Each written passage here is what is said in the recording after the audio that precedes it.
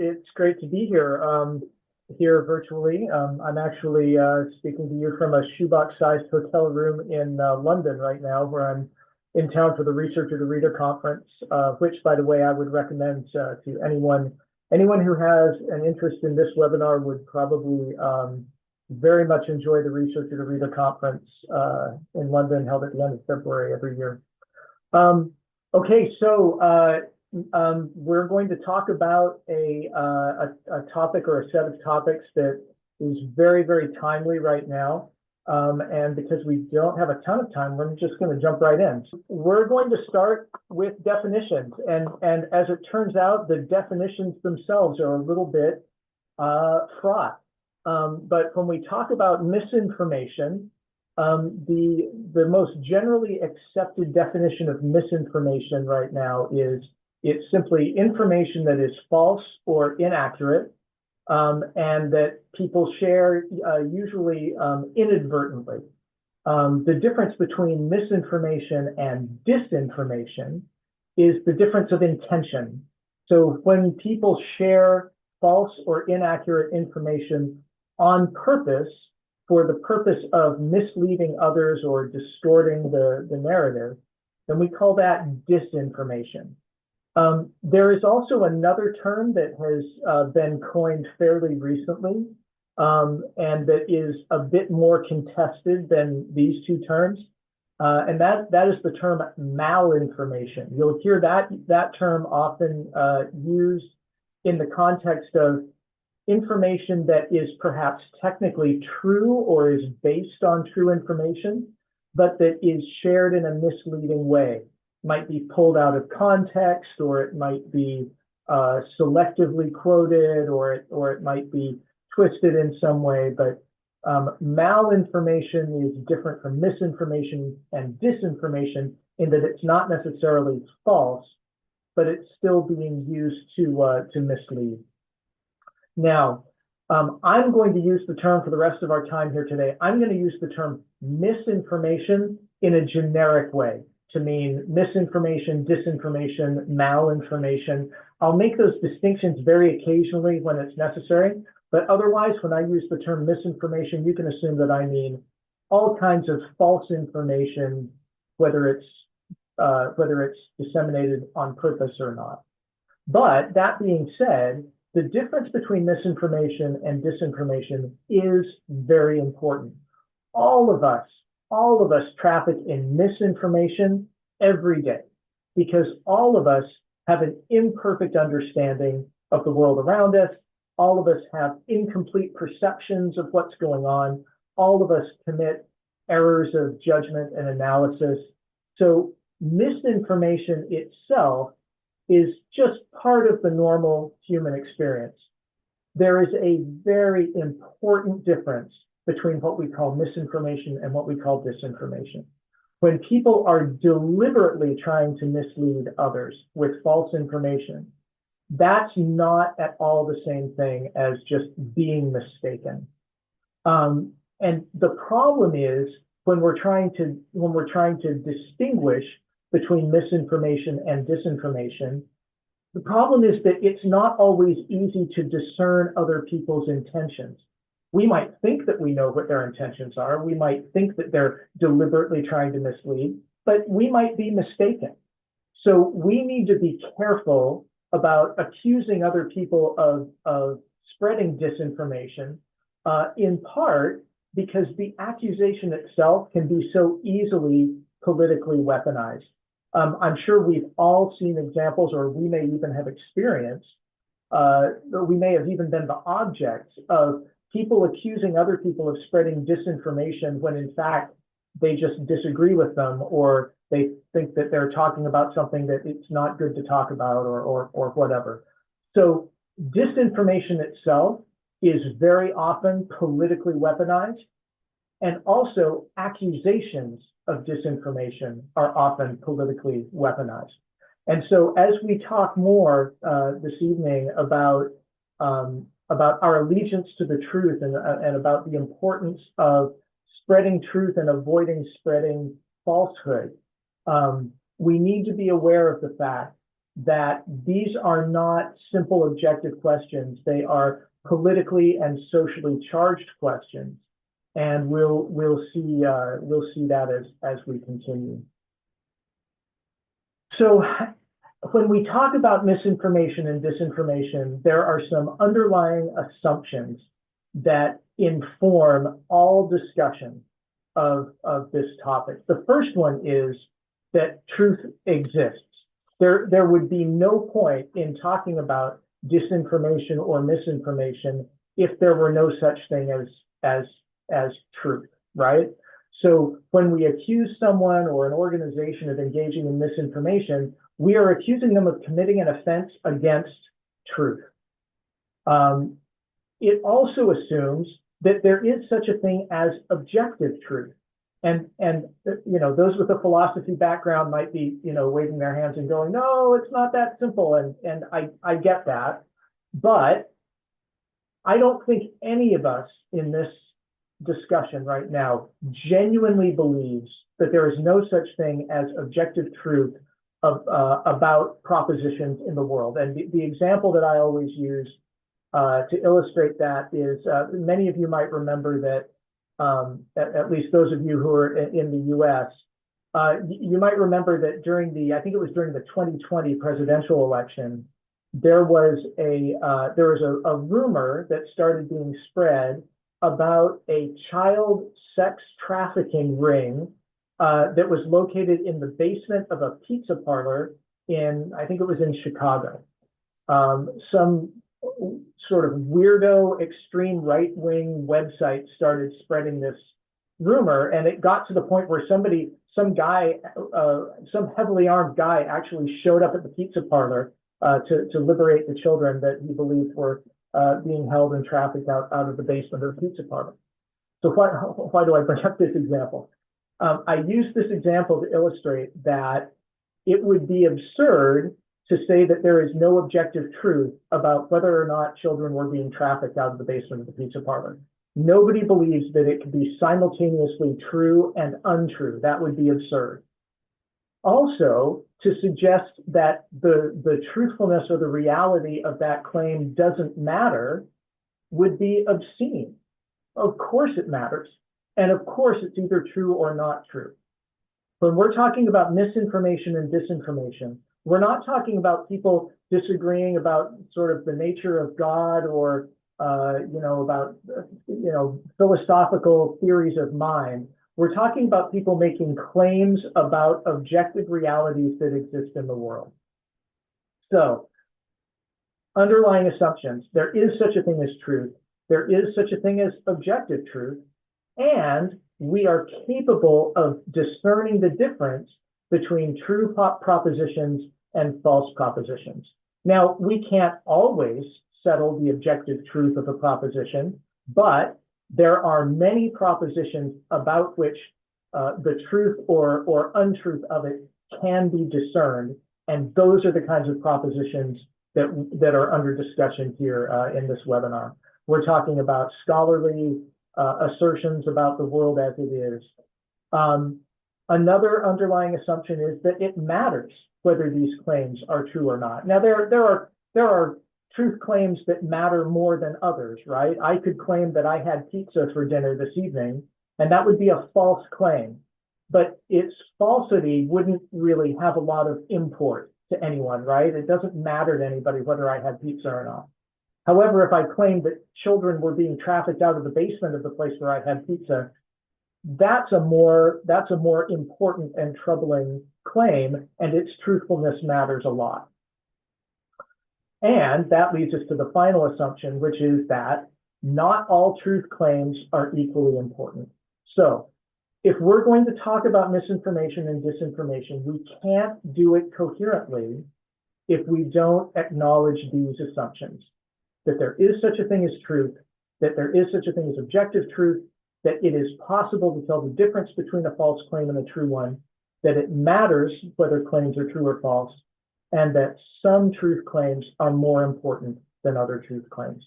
All of those underlie the assumptions that lead us to be concerned about misinformation.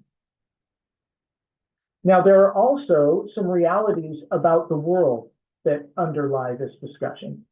And one of them, and this one I know is a little bit controversial, but I just think it's unavoidable. That is the fact that if we are going to engage in a fight against misinformation, we are in fact setting ourselves up as arbiters of truth. And it's been interesting in recent discourse around social media and other topics. There's an American organization called the American Sunlight Project that has established itself to increase the cost of spreading disinformation by shining a light on it and exposing it. And I interviewed the principals of that organization for a scholarly kitchen post a couple of months ago. And one of the questions I asked them was, what principles are you going to apply in assessing the truthfulness of claims that you might think are misinformation or disinformation? And the guy who responded said, look, we are not interested in being arbiters of truth. And in the interview, I didn't push back on him on that, but that struck me as a fundamentally incoherent position to take. If the essential definition of either misinformation or disinformation is that it consists of false information that's being used to deceive and mislead people, the basis of that criterion is the falsity of the information. You cannot claim to be fighting misinformation and at the same time be claiming that you're not an arbiter of truth. The second reality is we have to decide whether we are going to stand in defense of truth or only stand in defense of convenient truth, right? So every one of us in this virtual room is probably a member of some social political tribe. We might be a person of the left, we might be a person of the right, we might be a person of the center, or whatever. And as members of social or political tribe, we are going to tend to give the members of our tribe the benefit of the doubt, and to not give the benefit of the doubt so much to members of the other tribe. But if we are in fact serious about fighting misinformation, then that means we have to be able to listen critically and to regard critically the speech and the behavior of our tribe, as well as the tribes that we disagree with. If we are going to only fight misinformation selectively, that means that we are then defending misinformation selectively. And that means we're not actually fighting misinformation at all. We're just engaging in advocacy, which advocacy is fine, but it's not the same thing as fighting misinformation and standing up for truth. And then that brings us to the third of these underlying realities, which is that we need to always be very careful about the fuzziness of the line that can exist between what we regard as misinformation and what is in fact just disagreement with us about the nature and characteristics of the world around us. Sometimes information is objectively false, and sometimes information feels objectively false to us, even when it isn't in fact objectively false, but is just a different way of seeing the world, or is a reflection of a different way of seeing the world. Now, to be clear, I am not saying that there is no reality in political and social issues, that there is only subjectivity and perspective. I don't think that's true. But the line between misinformation and disagreement can be fuzzy, and that fuzziness can create real political difficulties. And that's just another thing that we have to bear in mind as we move forward in defense of truth and in the fight against misinformation. So, with these realities in mind, we need to ask ourselves some very, very important questions.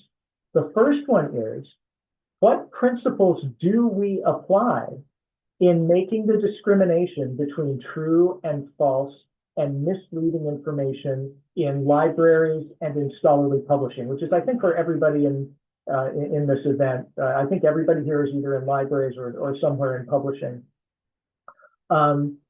And then that leads to the question, how do we decide which sources we're going to trust and which ones we're going to tend not to trust?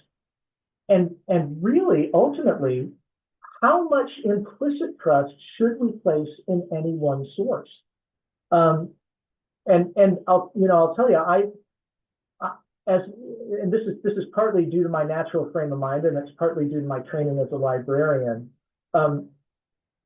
I've given up on getting information from unbiased sources because I just don't know where to find them anymore.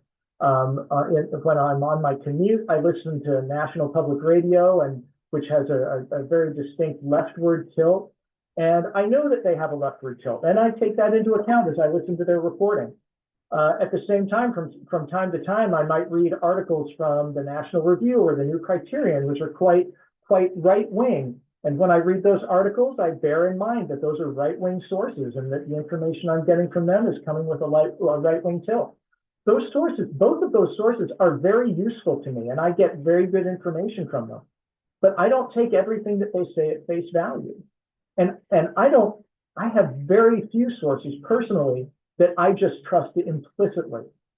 But that doesn't mean that I don't draw useful information from them. So whether we're librarians, or publishers, we have to think carefully and critically about how we decide which sources to trust and how much trust we put in them. Now, for those of us who are on the library side, a very important question for us is how we balance the need to discriminate between truth and falsehood with the need to present a full spectrum of viewpoints, especially on contested issues. Now, I want to be very clear here. In libraries, we don't necessarily gather examples of every possible viewpoint and perspective. You know, there are not very many research libraries that have a lot of books arguing in favor of the flat earth theory. However, and we'll talk about this more in a minute, we do, or at least we should, if we believe in the founding principles of our profession, we do take care to gather materials that do present a broad perspective of a broad range of perspectives on, especially on controversial or difficult and complex political and social issues on which there is a broad spectrum of views that are at least rational enough to be worth considering. And in some cases, we even gather materials that are flat out wrong and are well, I'll talk more about that on the next slide. But from the publisher side, if I were an editor or a publisher, I would be asking myself, how do I negotiate the line between legitimate minority views and just fundamentally flawed scholarship? This is a really difficult issue in scholarly publishing. Think about science, for example. Science does not advance because people say, yes, I agree with the consensus view. Science advances when some crazy person with a weird theory that goes against the consensus view manages to demonstrate the truth of that theory and forces the consensus view to change. So on the one hand, if you're an editor, you're not just going to publish any wackadoo nonsense that gets sent over the transom, but you also can't afford to just reject everything that doesn't go along with the mainstream views of the day in science. How do you manage that balance? It's one of the most important aspects of being an editor of a scholarly journal. It's one of the most important duties. So, I have promised. Oh, sorry. No. Okay, so I'm going to propose some principles that I think we can all apply in our work that will help us to not only oppose and fight misinformation, but also avoid becoming vectors of misinformation ourselves. The first principle is that we really should trust science. Sometimes I worry that, we use the phrase, listen to the science, believe the science in a sort of knee-jerk way that isn't very helpful. But to the degree that science is science or scholarship is done well, is done according to the scientific method, which, let's bear in mind, is the structural application of basic rules of reason and logic. As long as it's good science, then of course we need to trust it. But at the same time, we need to be critical. We need to recognize that settled scientific truth gets overturned all the time, and that's how science advances. And that we need to judge scientific and scholarly propositions not purely based on whether they go along with the current consensus, but whether they're based on solid methodology and sound reasoning. So we need to trust the science, but we need to trust it critically. When we do that, we'll be better equipped both to recognize and to hinder the spread of misinformation. In that context, we have to make sure that we make room for minority views. Now, we have to do that critically as well. Again, like I said, we don't just say, well, we've got to make sure that minority views are represented. So no matter what you think and no matter how crazy your argument might be, bring it forward and we'll give it a platform. But we can't be so reflexively intolerant of minority views that we don't subject them to genuine, good faith critical analysis, that we don't reject them out of hand, but instead reject them after genuine review and analysis. The other thing, or the third principle that I would suggest here that I mentioned briefly earlier is recognizing our own balances and holding ourselves accountable for them. There are more subjective and also more structural ways of holding ourselves accountable for our biases. A sort of more subjective way of doing it is to just be thoughtful, right? And think, okay, I am generally myself fairly politically progressive, or I am generally pretty politically conservative, or on this particular scholarly topic, I have very strongly entrenched views based on my experience and based on my own scholarship or whatever. And I need to recognize that about myself and take it into account when evaluating my reaction to information that comes to me, whether it's an article that's submitted to me as an editor, whether it's a book that has been presented to me for possible acquisition from my library collection, or whether it's just news that I'm listening to or an article that I've read that's going to inform my professional work. If I am self-reflective and self-aware enough to recognize my own biases, then I can control for them in that way. But there are also, and I think these are very important, there are also structural ways of controlling for our own biases. Asking somebody else to review our reaction before we publish it. Sending a paper out for peer review rather than just desk rejecting it myself as an editor or whatever. Bringing in other perspectives or creating steps that have to be taken before a decision is made. These are structural solutions that we can put in place to try to solve the problem of our own biases unduly influencing decisions that we make. And the ability to recognize those biases in yourself is not just a characteristic of a grown-up, intellectually mature person, but for all of us, no matter what our job is, it's also really, I would say, a professional duty. It's something that all of us should be expected to be both able and willing to do. This fourth principle reflects the fact that we live right now, I think all of us probably would agree, in a deeply polarized and divided and tribal moment, right? Our social and political context right now is one of very, very deep division between deeply entrenched views of the world. And there are also a lot of people who find themselves kind of somewhere between those two tribes and either say, I don't want anything to do with either of them, or who say, I actually agree with with this tribe on some issues, but I agree with this tribe on other issues. And I've got views on other issues that don't seem to fit in either place. And no matter where we are on the spectrum of political, social, scholarly views, no matter where we are, there are going to be some propositions about reality that are offensive to us and that we find unacceptable, but that may nevertheless be true. That is a very, very difficult reality to accept and to operationalize in the work that we do, but it's absolutely essential that we be able to recognize it and accept it.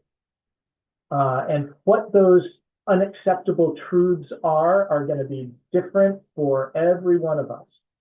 But all of us, and this sort of goes to the third principle as well, all of us need to be able to look within ourselves and recognize what are the propositions about the world that might be true, but that I find it impossible to accept. And what am I going to do about that? Am I just going to continue not accepting them? Or if I want to fight misinformation and disinformation, am I going to swallow hard and take a step back and think about whether those propositions might actually be true and whether that might create an obligation for me to be more tolerant of them? And then this last principle, it might look kind of odd because what I'm saying is, yeah, we need to be open to a wide variety of viewpoints and perspectives. That doesn't mean that we need to provide a platform for stuff that is simply nonsense, unless we're a library. Now, why would I say that? That doesn't seem to make much sense on its face. But this is a very, very important principle to bear in mind as we think about misinformation and disinformation in the worlds of libraries and publishers. Libraries and publishers are doing very, very different things. They have very different missions. A library, believe it or not, the purpose of a library collection is not to be a collection of pure truth and high quality content.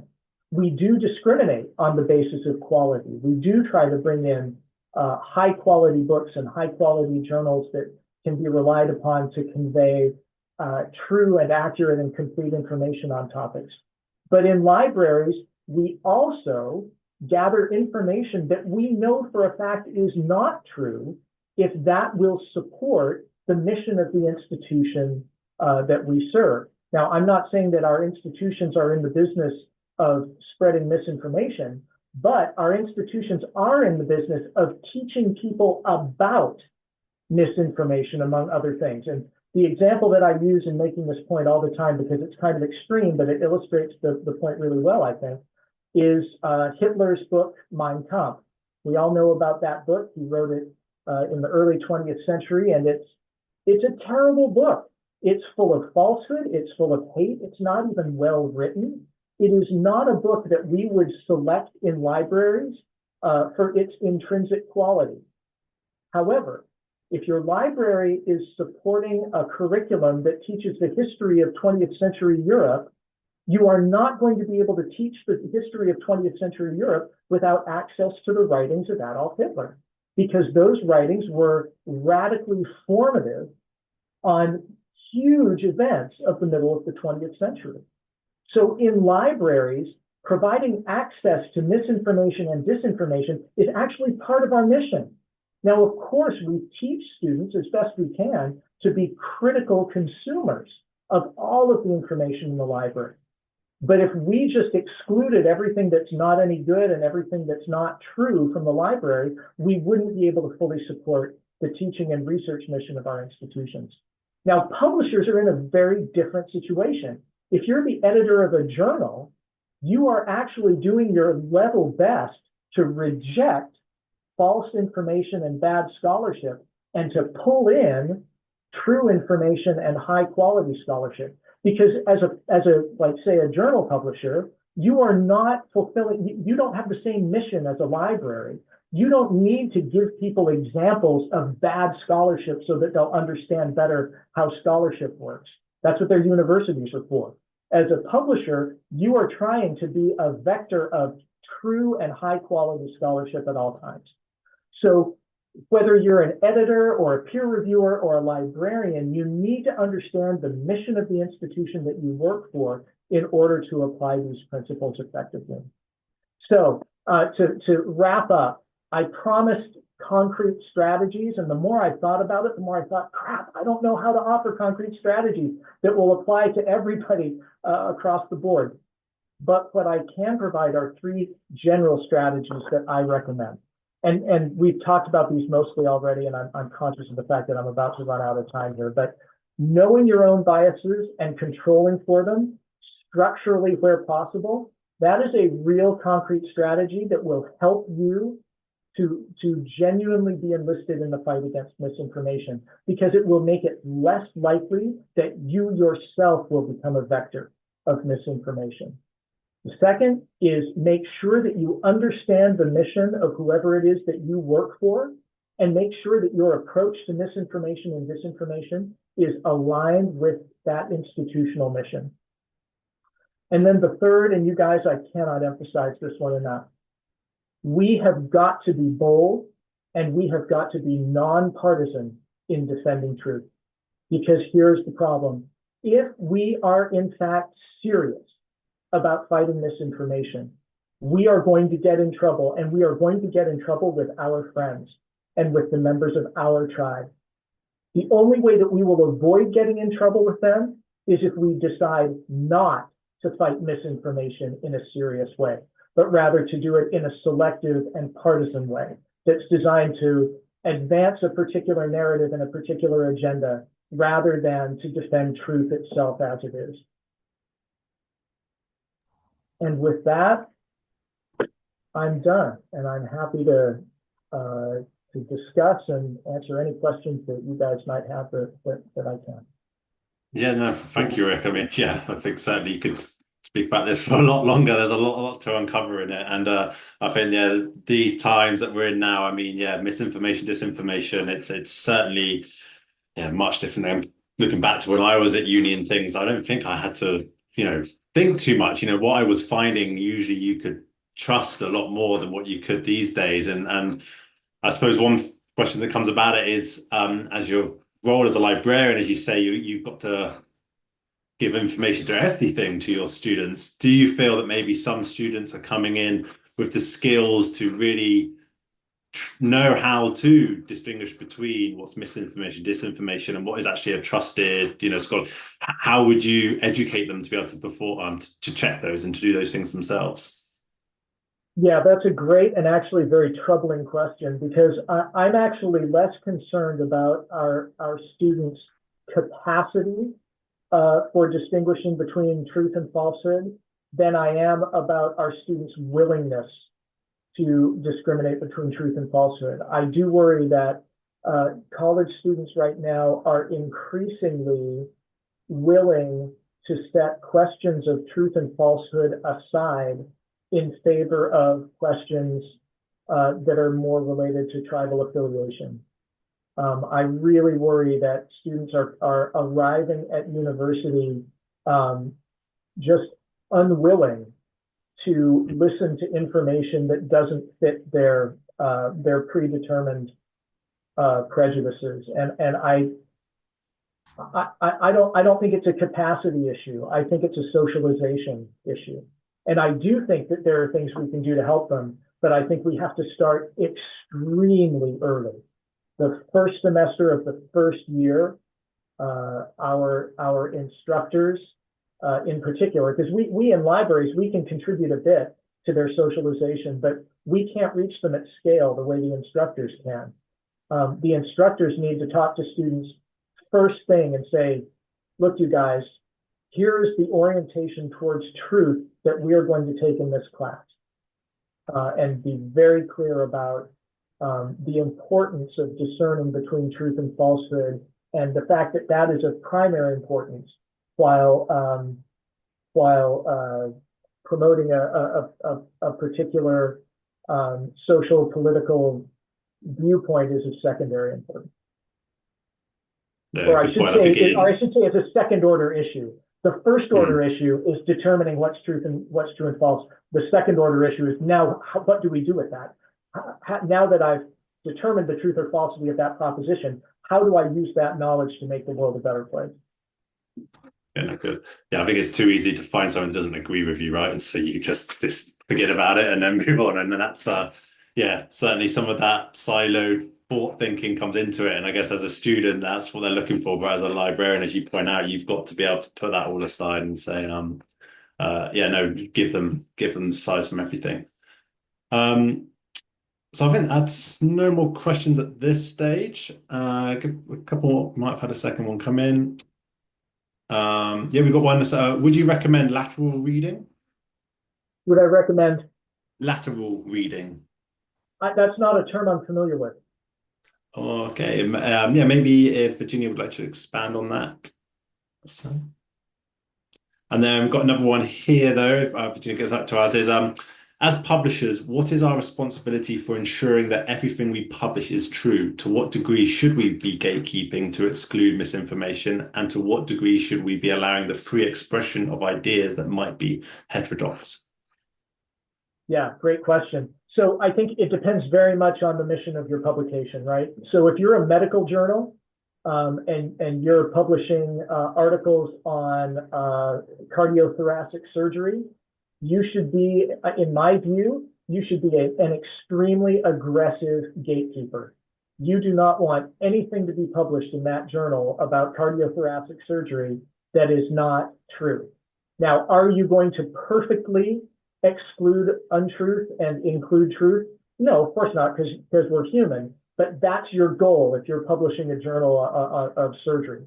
Now, if you're publishing a journal on contentious social issues, like off the top of my head, I'm struggling to come up with one. But if it's a social psychology journal or a sociology journal where the truth, the sort of binary truth or falsity of a proposition is a lot more difficult to establish, then you're going to need to make sure that you're allowing for a pretty broad range of perspectives. Now, that doesn't mean that you're not going to use any criteria at all to exclude, craziness or hatefulness or whatever. But the range of viewpoints on issues, on social issues that you're going to allow in your journal is probably going to be greater than the range of viewpoints on what works in heart surgery. But I do think that at a fundamental level, a journal that purports to be a journal of high quality scholarship, gatekeeping is an absolutely fundamental part of that journal's mission. People are willing to subscribe to the journal or are willing to read the articles in the journal because they are trusting you to reject bad scholarship and to bring in good scholarship. And that is a gatekeeping function. Okay, thanks. I mean, we have had a number of questions coming in now, but I realize we're kind of coming up to time. So I'll just try, maybe we could get through these ones just quickly here. There has been a book that's posted by Regina in the chat, and he's just wondering, she's wondering, have you heard of it? The new book called Doctored Fraud, Arrogance and Tragedy in the Quest to Cure Alzheimer's. Is that one you've come across? I read about that book. Apparently some of the most fundamental understandings of what causes Alzheimer's are seriously under question now. And one of the reasons that it's gone on so long is that the scientific establishment was very, very resistant to evidence that went against the conventional wisdom about what causes Alzheimer's. I mean, of course, we see this to some degree, at least in every scientific and scholarly discipline. And to a very real degree, that resistance is healthy, right? You've got to be critical. You can't just assume that every new idea is equally valid and just sort of give everything an airing. But that virtue of resistance can very easily tip over into something that stops science from advancing. And there are no easy answers to that. That balance is very, very difficult to achieve. But that's a perfect example of the dynamic that we're talking about here, which is the difficulty of distinguishing between misinformation and new information. I've got another one here from Angela, and it's she's been using media bias charts from AdSponse Media. They lay out a great map of where media outlets of their political or social sides. And so, yeah, they ask her, is using this type of graphic a good way to help students understand where media outlets fall on the social political landscape? I think it is, and there are quite a few good tools out there. I stumbled across one the other day that now, of course, in the heat of the moment, I can't remember the name of it, but it's a website that it looks like a news website, but every story has a bar under it that shows how many sort of more right-wing publications have covered the story, how many more left-wing publications have covered the story, and how many publications that the organizers of this website consider to be in the center have covered it. And the sort of the color distribution of the bars under each story is really interesting. And then they have a page that they call Blind Spot that is a list of news stories that have gotten little or no coverage on the right and others that have gotten little or no coverage on the left. And you know, none of these tools is fail-safe by any means. All of these tools are informed by the biases of the people who create them, but they're examples of people trying, I believe, in good faith, to provide that kind of information to people who might not always be very discerning consumers of news sources. And certainly, you know, 18-year-old kids are a perfect audience for that kind of tool. I think showing them how to use a tool like that, and also showing them how to use a tool like that critically. Those are both very important. Perfect. And yeah, I think that's kind of close to that one as well, is Virginia explaining about lateral reading that came in earlier. So lateral reading is seeking out what others are saying about the same topic and what the source in question is saying about other topics. So it's trying to get to that credibility of it. So yeah, have you had an experience of that or trying to get that over to the students? Yeah, that's something that I kind of try to do myself. I didn't know that it was called lateral reading, but I think that's a great term for it. Yeah, I think that's a great idea. I think not just doing it, but giving it a name and saying to students, look, I'm going to recommend that you engage in lateral reading, and here's what I mean by that, and here's why it makes sense to do it. I think that can be tremendously powerful. Okay. Yeah, just one question here. The last one here is, you know, what is the obligation of academic libraries to avoid providing a platform via our collections or spaces to viewpoints that advocate for harming others? So if you know, if we have such an obligation, how do we recognize such material in a way that is not bias driven? I think that's a very good question. Yeah. Yeah. You know, this is hard to say and probably hard to hear, but I think that in libraries, our obligation to support, and now I'm coming from a research library perspective, right? Our obligation to support the curriculum is greater than our obligation to ensure that our students don't encounter hateful speech in the collection. You know, we've got professors who are teaching courses on white nationalism. You are not going to be able to support those courses if your library doesn't contain any examples of white nationalist publications. We've got professors who are teaching courses on communist totalitarianism. If you don't have books in which, you know, communist dictators say hateful and murderous things about, you know, other political classes, you're not going to be able to teach those courses.